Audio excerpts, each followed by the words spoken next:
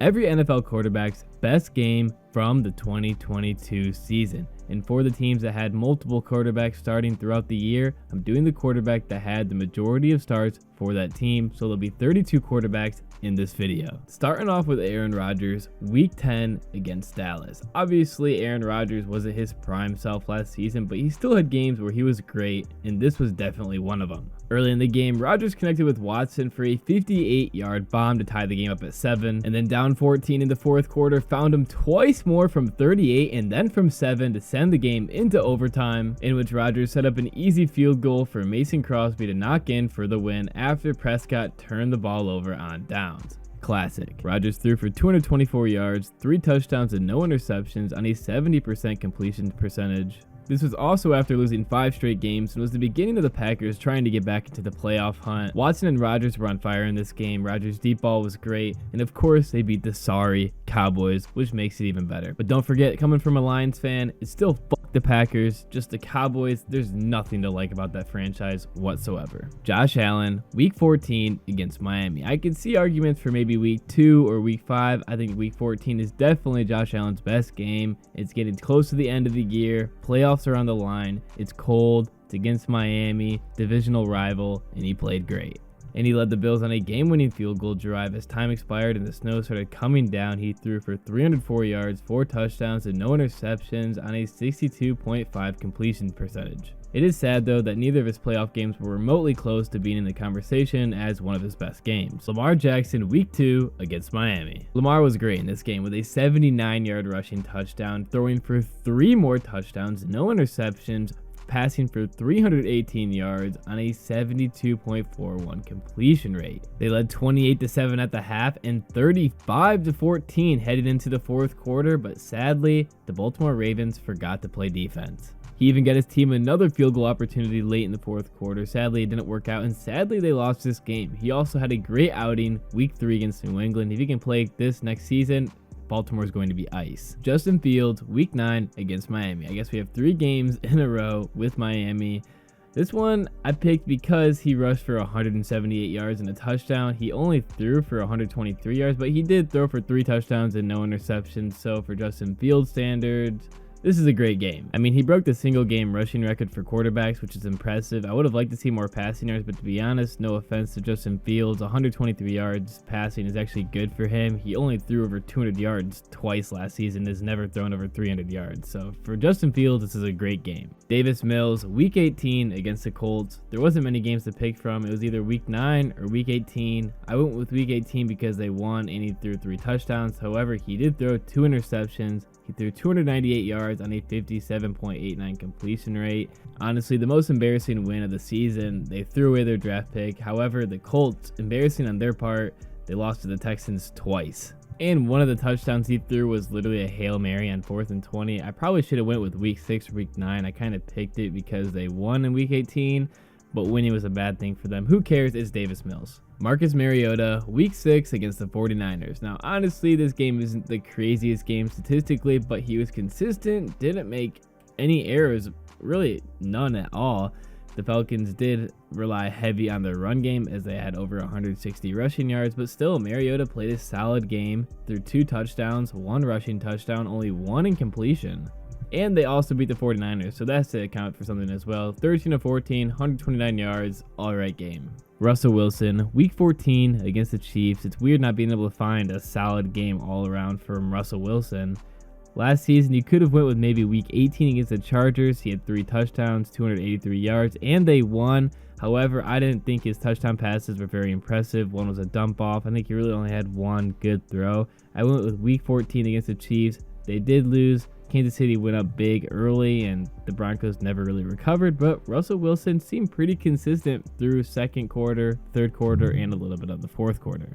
Kyler Murray, week 8 against the Minnesota Vikings. It was hard to find a good game from Kyler. This was definitely the best one. It was kind of hard to pick it though because he threw 2 picks and it was against the Minnesota Vikings. We all know what happened with Daniel Jones and the Minnesota Vikings in the playoffs. I don't think I really need to say anything. The Cardinals ended up losing this game. Murray had the ball down by a score with a minute left in the fourth quarter, but sadly couldn't get it done. Murray was 31-44 for his 70% completion rate, 326 yards, 3 touchdowns, but 2 picks. Hopkins was on fire, had over 150 receiving yards. Honestly, Murray should be putting up stats like this way more when he had Hopkins. Tua Tagovailoa, week 2 against the Baltimore Ravens. We're revisiting this game. After being down big at the half, Tua started to bring his team back as he connected with Gesicki in the back of the end zone for a touchdown, and Gesicki did one of the touchdown dances of all time. Moving on, Tua found the end zone 6 times in this game. I mean, it helps when 2 of the people you're throwing to are literal cheetahs. And he found Waddle for the game-winning touchdown with seconds remaining on the clock. He was 36 of 50, a 72% completion rate,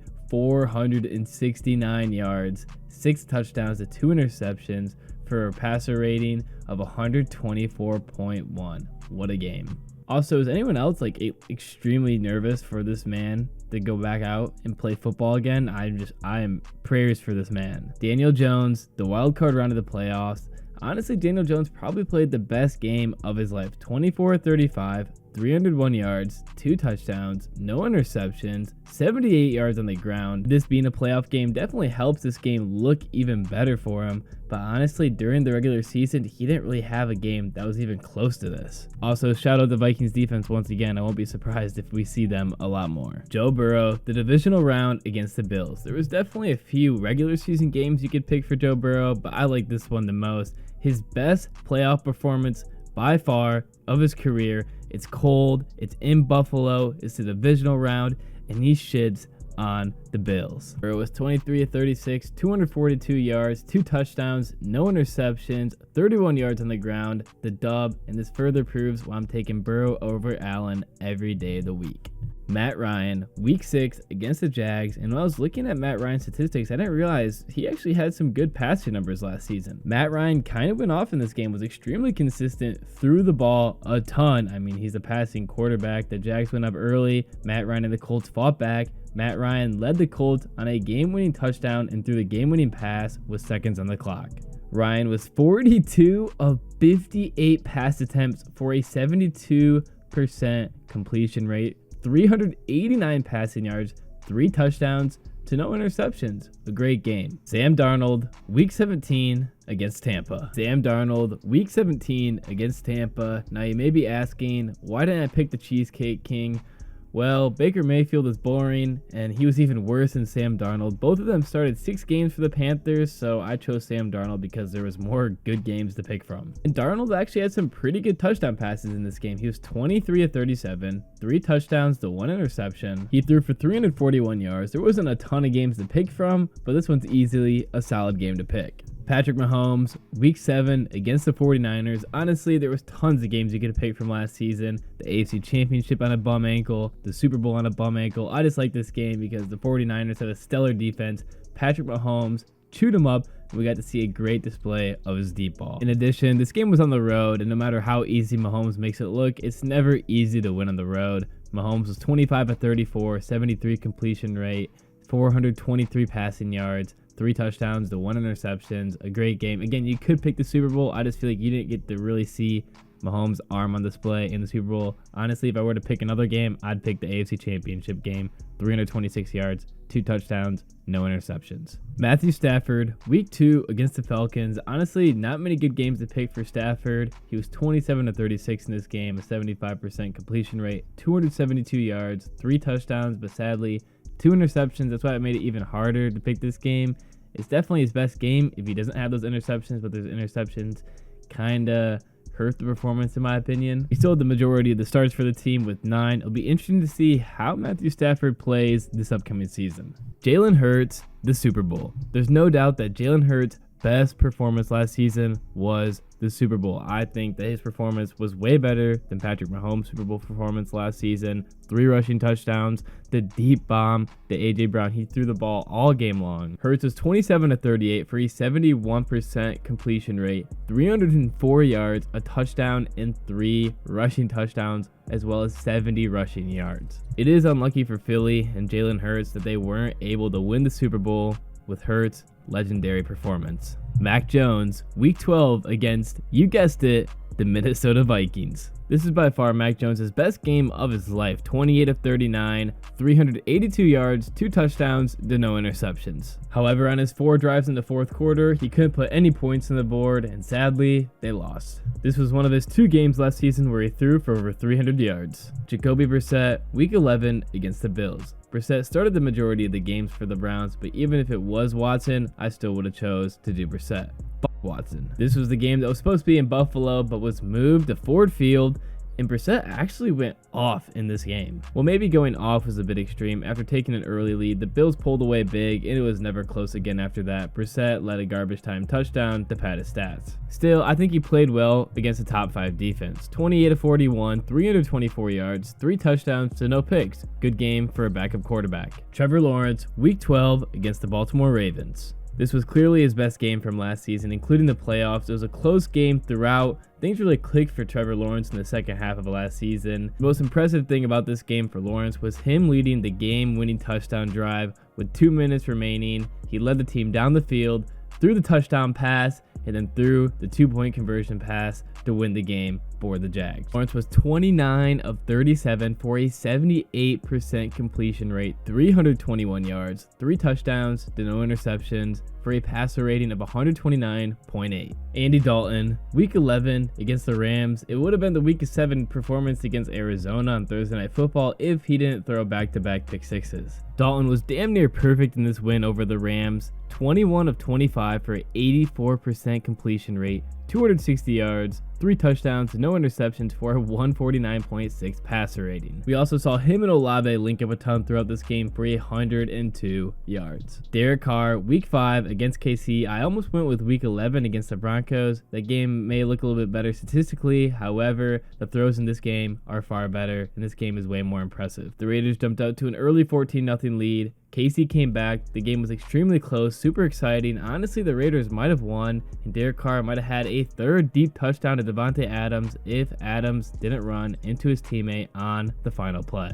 Still was a good game from Carr, 19 of 30, 241 yards, 2 touchdowns, and no interceptions. Jimmy Garoppolo, Week 11 against Arizona. Garoppolo went into Arizona and easily tore the defense apart, was 20 of 29, 228 yards, 4 touchdowns to no interceptions. The game was close for a little bit, but then the 49ers pulled away and took the dub. Brock Purdy, wildcard weekend against Seattle. I know I said I was doing 1 quarterback per team, but I think Purdy deserves it. He had 8 starts to Jimmy G's 10 starts. I know I'm breaking the rule. Oh well. The rookie came into his first ever NFL playoff game and played lights out. And even after trailing at halftime, came into the second half, played even better, and led the 49ers to a demanding victory. What didn't Purdy do in this game? He was 18 of 30, 332 yards, 3 touchdowns, and another touchdown on the ground. Against Dallas, he was alright, and it sucks that he did get injured in the Philly game.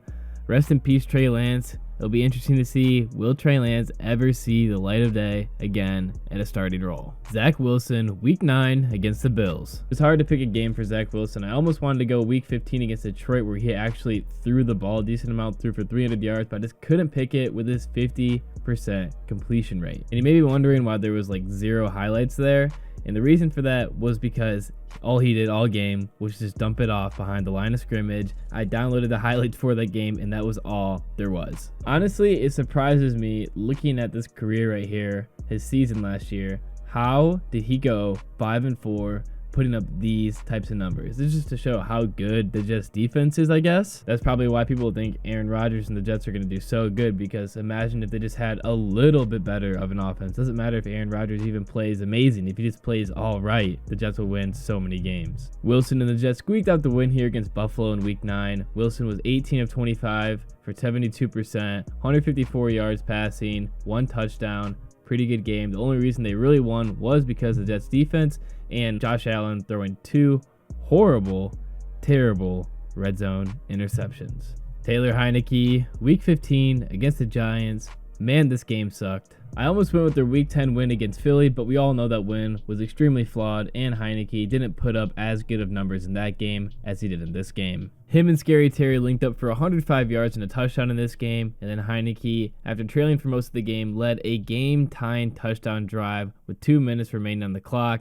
and that's literally what it was, a game-tying touchdown drive as they tied the Giants 20-20. Neither team could do anything in overtime. Heinecke was 27-41, 65% completion rate, 275 yards, 2 touchdowns to no interceptions, his best game of last year. Kenny Pickett's Week 12 against the Colts. It was actually pretty hard to pick a game for Kenny Pickett. I picked this one because it was the only one where he threw the ball well and consistently and didn't throw 3 interceptions. However, he had no touchdown passes in this game, but I don't think that matters too much. He got the job done and took the win against the Colts on Monday Night Football. It'll be interesting to see how Pickett plays next season. He was 20 of 26, 71.43% completion rate, 174 yards, no touchdowns, and the big thing, no picks. Kirk Cousins, Week 14 against the Lions. I feel like some people would want to pick the Week 15 comeback against the Colts. I think that game is rather embarrassing, the fact that he had to come back from a 33-point deficit against the Colts at home, and he threw 2 picks. I like this game a lot better. I think Kirk Cousins played a lot better, even though the Vikings ended up losing. I also like Week 1 against the Packers. He played really well there too. Cousins was an absolute dime in this game. Jefferson absolutely destroyed the Lions secondary, had 223 yards on 11 receptions. Unbelievable. The Lions secondary stood no chance against Jefferson. Even though Jefferson had such a big game, it was never really close as Detroit took an early lead and maintained that lead throughout the rest of the game and eventually ran out the rest of the time. Cousins was 31 of 41, 425 yards, 2 touchdowns, no interceptions, did take 3 sacks for a passer rating of 124.5. You know, it's just, if only the Vikings had a defense. Ryan Tannehill, Week 11 against Green Bay. Tannehill came into Lambeau and actually kind of lit up the Packers defense, threw for 333 yards, was 20 of 27, 2 touchdowns to 1 interception. Impressive, as the Packers have a extremely solid secondary. Still can't believe Tennessee dropped their last 7 games this season. I don't know how they forced themselves out of the playoffs so bad. Tom Brady, Week 17 against the Panthers. You could have probably gone Week 5 as well against KC. He played really good, dropped almost 400 yards and 3 touchdowns, no interceptions. Tom Brady's deep ball was on display in this game after going down 14-0 early. Him and Evans connected on a deep touchdown, and then he did it 3 more times as Mike Evans caught 3 bombs from Tom Brady. Brady was 34 of 45, a 75.56 completion percentage, 432 passing yards, 3 touchdowns to no interceptions, a great game. Justin Herbert, Week 1 against the Raiders. Justin Herbert came out hot Week 1, putting his cannon arm on full display. He put up 24 points with his offense through the first 3 quarters.